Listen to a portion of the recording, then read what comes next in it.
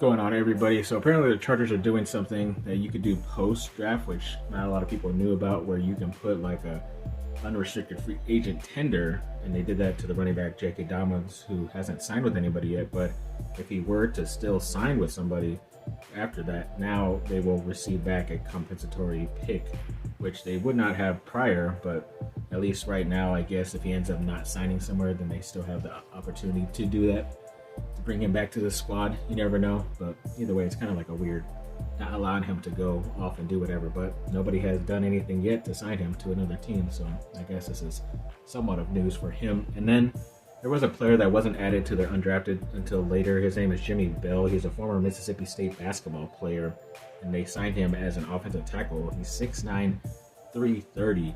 So yeah, it's going to be a nice project. We'll see what he can do. They've had success bringing basketball players, i.e. going into the Hall of Fame, Antonio Gates at tight end, so we'll see what Bell can do.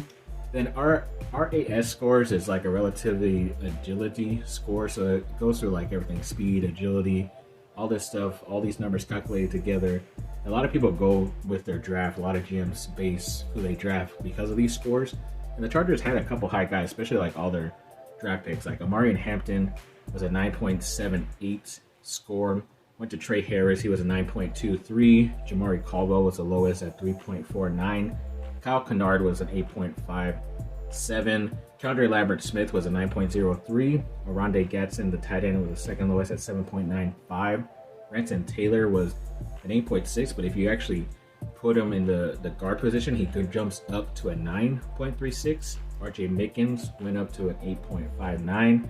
And Trequezie Bridges is a 9.7. And speaking of some of those other guys that they were able to sign undrafted wise, they went really high in the RAA scores for all of them, because Carmen Randolph, the DN from Baylor, is at a 9.17. Then you go with the safety from Virginia, Jalen Jones, he's an 8.48. Josh Clattenburger, the center from Maryland, is a 9.7.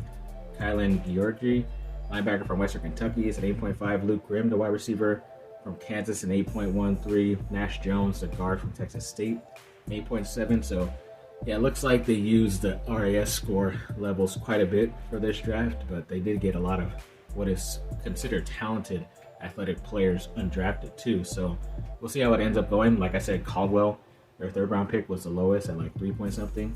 So yeah, a lot of teams go by this, a lot of them don't. It just ends up being whoever ends up rising to the top, as they say. So we'll see how this goes for the Chargers. Thanks for watching, people. Like and subscribe, comment down below. Let me know what y'all think. Have a great rest of your day.